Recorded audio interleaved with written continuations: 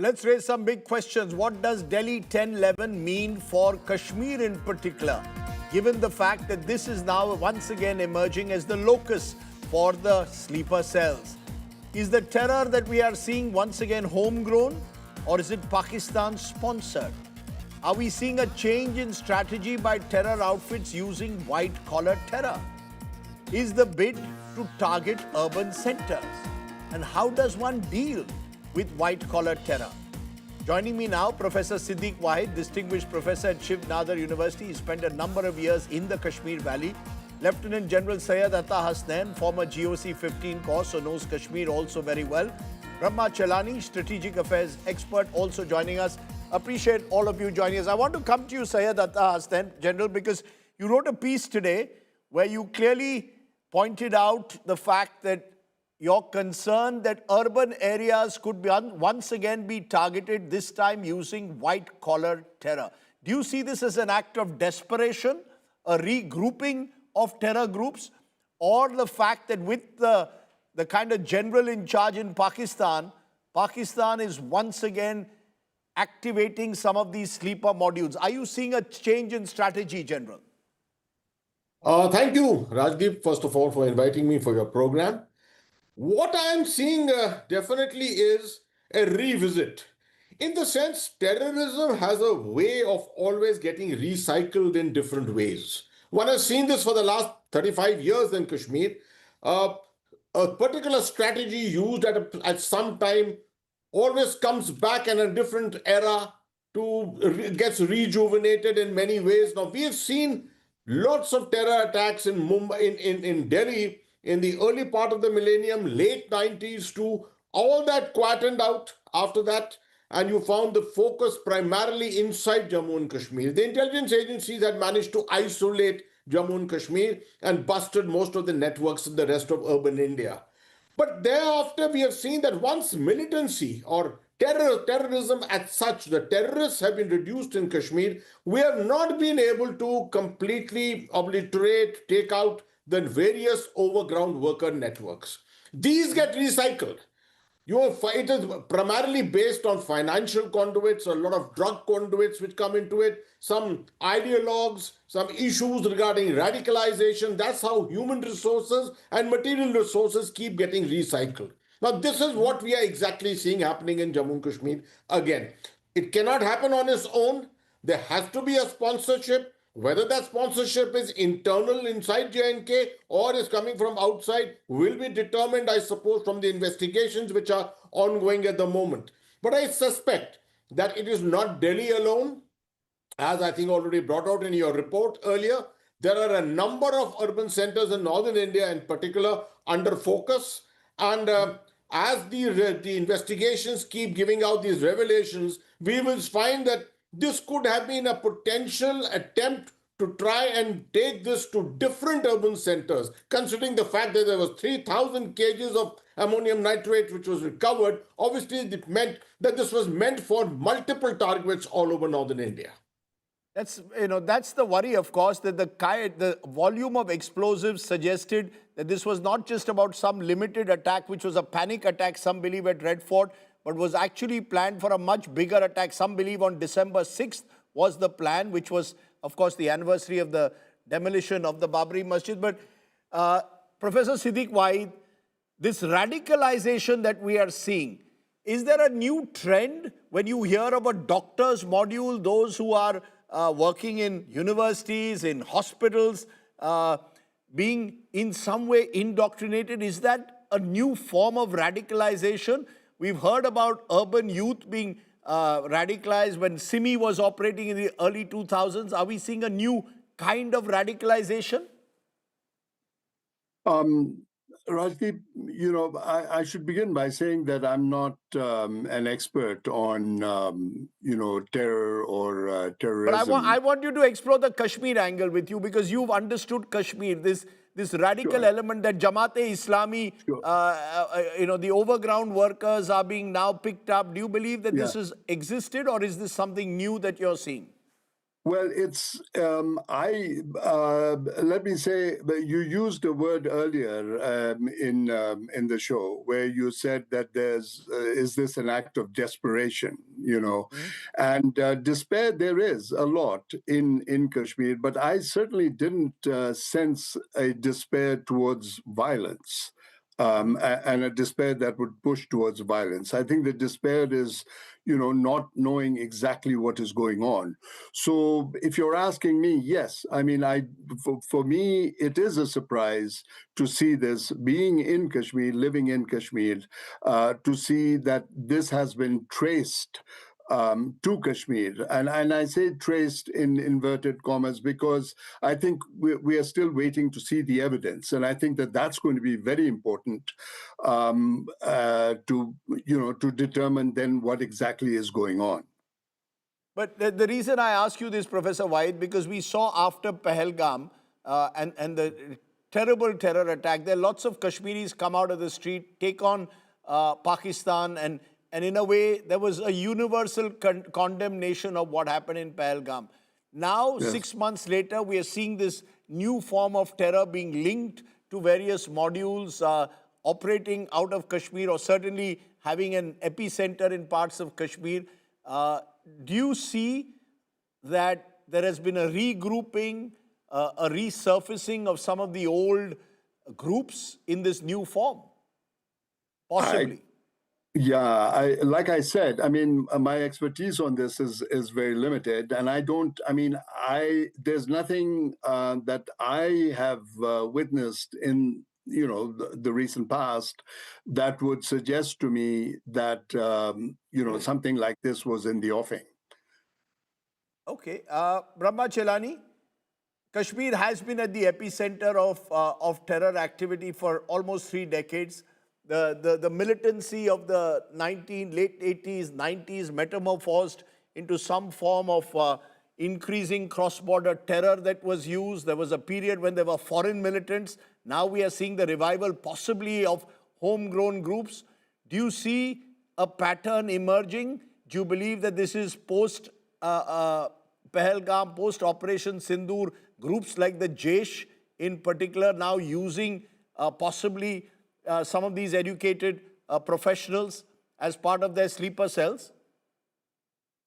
Whatever the links of the suspects to Kashmir or to Pakistan's Jaish-e-Mohammad, the fact is that the terror module and the suspects were based in India's national capital region. That is the most important fact, that they were operating out of NCR, that they were planning something major.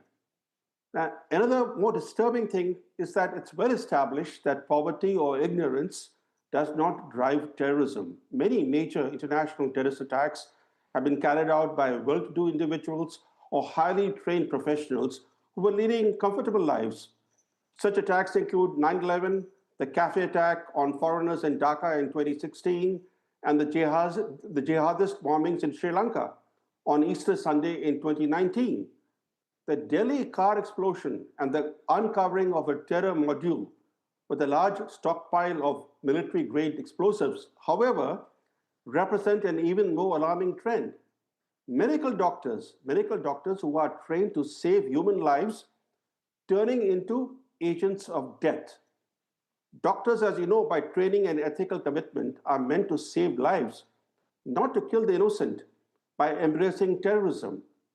The Delhi case shows how, under the sway of radical Islamist ideology, physicians can turn into bomb makers and destroyers of human lives. And I think that is the most troubling aspect of what we are seeing. These people, these individuals were bound by the Hippocratic Oath. The very first But we've seen, as I said, in the 2000s, when there were terror attacks in the country, many of them were traced to student groups, some of whom were training to be engineers. So it's not as if white-collar terror groups have not tried to operate in the past. Are you seeing something new and different? No, well, white collar terrorism is well known and well established. I'm talking about medical doctors. Medical doctors, despite the Hippocratic Oath, very first principle of Hippocratic Oath is do no harm. So when medical doctors embrace terrorism, it exposes a chilling reality that individuals entrusted with preserving human life can, under the sway of ideology, turn into destroyers of life. So this raises a larger question. Is there a shift emerging in the nature of terrorism threat in India? Because traditional terror cells often recruited from marginalized, less educated, or economically disadvantaged segments of society. So when there is ideological radicalization of doctors and other highly trained professionals, it increases the threat for the state. It also makes it more difficult to deal with such radicalization because highly trained professionals like doctors, they can operate under the radar of traditional security surveillance. Their professional status provides a perfect cover for clandestine operations, allowing them to move and operate in high security zones like the NCR without raising immediate suspicion. That's the reason why this terror module was able to operate and look at the quantity of military grade explosives that were recovered from this module, 2,900 kilograms. It clearly suggests that this particular group was planning something really big, just the way something happened in Mumbai on 26/11. So the sophisticated infrastructure, Rajdeep, that this particular episode highlights does require a shift in India's counter-terrorism strategy. It requires a multi-pronged approach that goes beyond traditional security measures. Let me just take what you've said to General Ata Hasnain. If this is a new challenge or new threat being posed by these white-collar terror groups, many of them in this instance seem to have had MBBS students. Obviously, therefore, as Brahma just explained, their clandestine operations that much more difficult to unearth. Do you believe security forces in this country are equipped to tackle this kind of new force that is emerging? And are you convinced that this new force is being backed by across-the-border groups like the Jaish? Rajdeep, I tend to agree with Brahma Chellaney Saab to a great extent. Let me explain it from a different angle. My experience in Jammu and Kashmir has always showed me that there were a very large number of overground workers there. Networks proliferated all over. All these overground workers were white-collar types. They were all mostly from the white-collar domain. Bureaucrats, even policemen, some professionals, etc. But I did not ever come across a case where a white-collar overground worker then got converted to become an actual terrorist. That's a rarity. I have not really come across it. So what you're seeing at the moment, what Brahma Chellaney Saab is saying, is absolutely right. This is something quite new. And we have seen this happening with ISIS.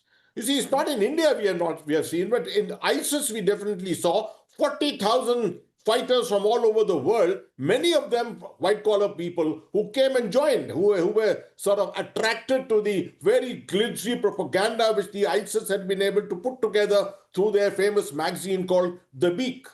Now, this is the kind of transformation which has probably taken place as far as terrorism in India is concerned.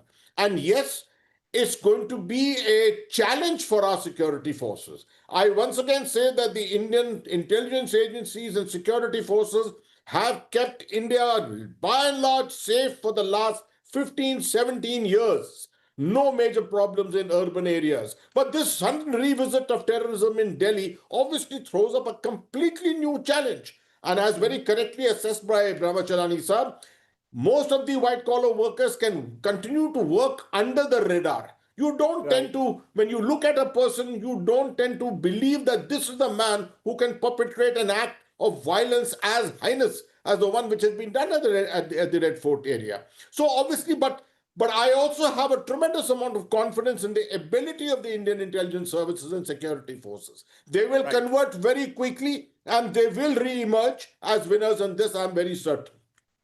Now, I just want Siddique Wahid, I forget the terror aspect itself. I remember in the 1990s, words like alienation and misguided youth were used in a way in the Kashmir Valley. I'd keep hearing these words. Do you believe a lot of this is built on those old tropes of alienation, of misguided youth? Or are we seeing a kind of new generation of Kashmiris who have seen nothing else in their lives but the gun around them?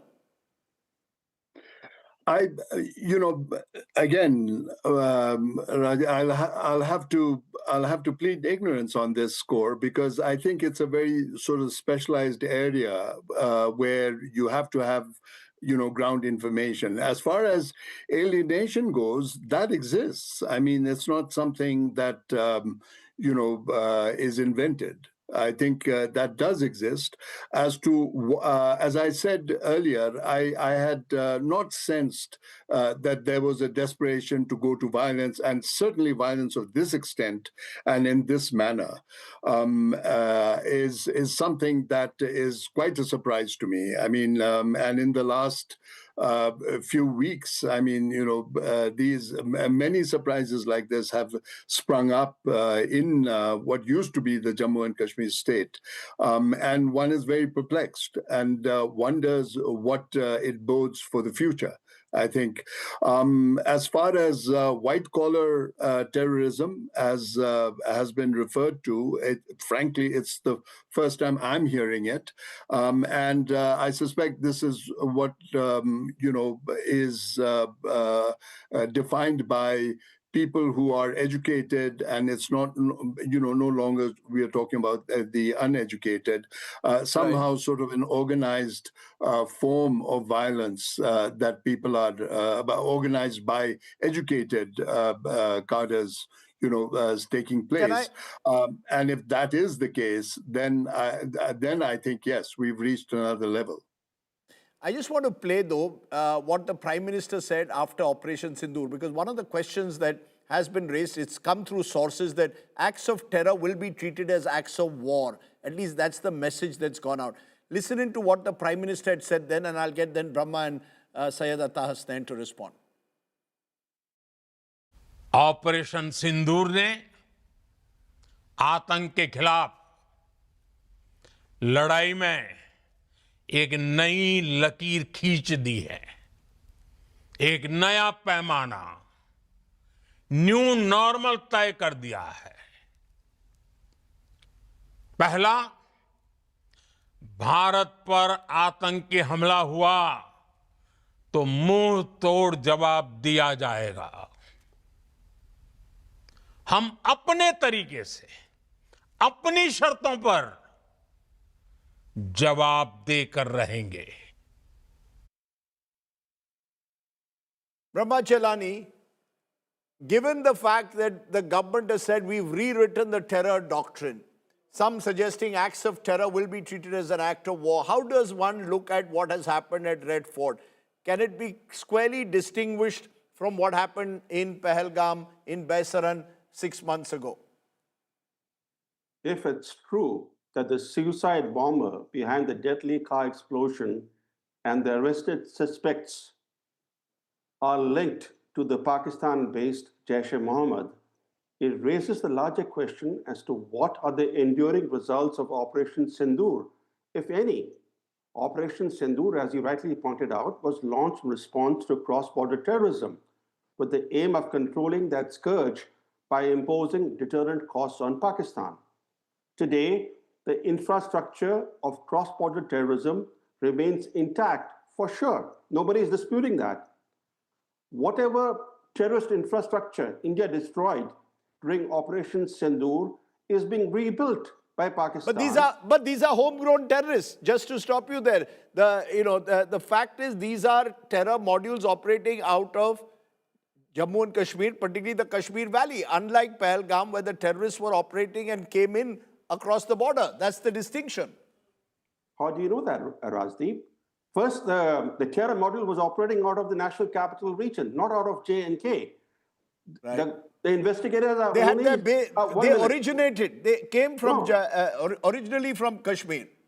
The individuals may have come from J&K, but they were based in NCR. Why are you not appreciating that main point? They Right. were operating out of NCR. Let's be clear on one thing. They were operating from the heart of the Indian state, and they were operating with impunity because they were able to accumulate 2,900 kilograms of military-grade explosives. The point is this, that Operation Sindur was launched with a clear purpose. But Pakistan today has become only more emboldened. Look at its provocations and military buildup in the disputed Sir Creek estuary. Not only has the relationship between Trump and Modi soured following Operation Sindur, Trump now has a new love affair with Pakistan. In fact, we are seeing how US and Chinese interests are increasingly converging on Pakistan. What the US or China does for Pakistan ends up advancing the other side's goal. Both the US and China are working, albeit separately, toward the same end, keeping cash-strapped Pakistan afloat so that it can be used for geopolitical balancing.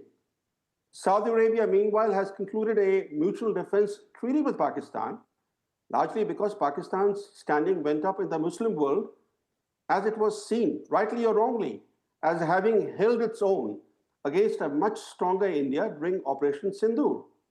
So when history is written, Operation Sindur will be seen as a political success, but a diplomatic and political disaster.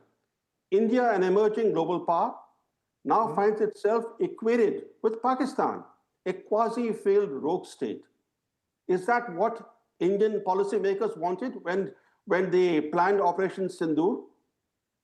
Which brings me back, General Hasnain, to what do we do? How does a government deal with presumably homegrown terror modules that have, as Brahma Chellaney says, operated out of NCR?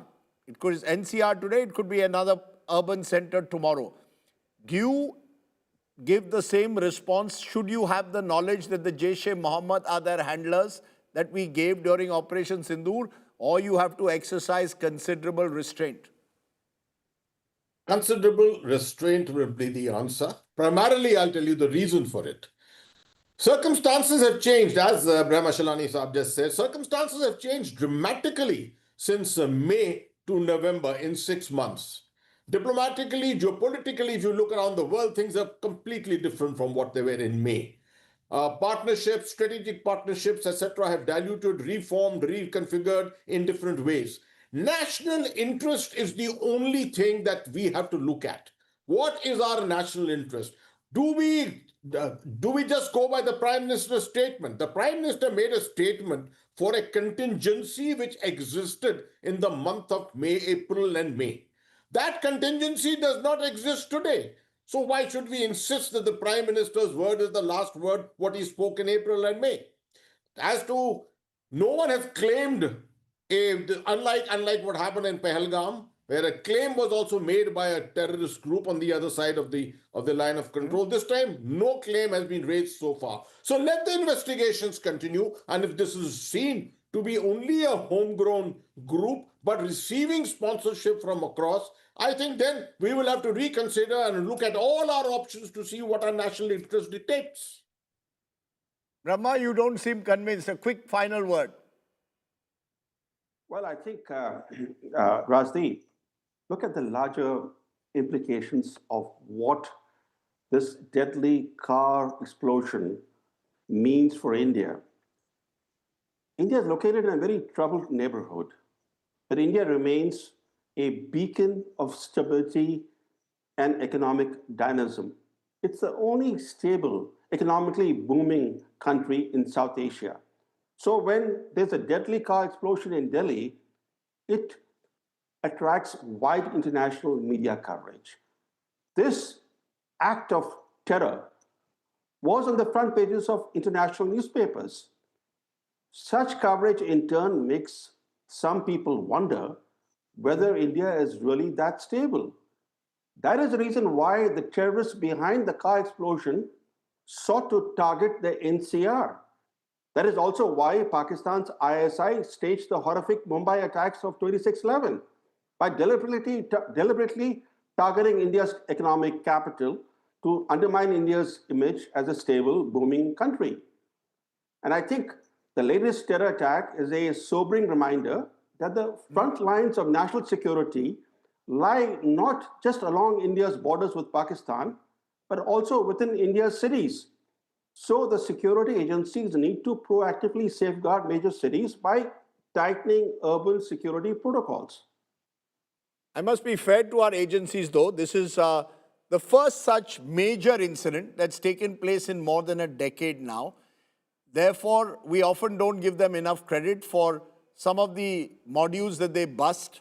Obviously, stories like this become national headlines, but they also throw up fresh challenges, particularly when you're dealing, as our guests are pointing out, with white-collar terrorists, some of whom could be doctors, are doctors, in fact, as well. I appreciate my guests joining me here on my big talking point tonight. Thank you all very much.